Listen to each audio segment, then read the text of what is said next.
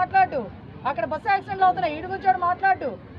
ఇంకెవరికో అక్కడ ఏదో fire accident అవుతుంది, వీడి గురించి ఎవరు మాట్లాడరు. ఒక మనిషికి అక్కడ ఫుడ్ దొరకదు, వాడి గురించి ఎవరు మాట్లాడు. ఆమె అదేసుకుంది, ఈమె ఇదేసుకుంది.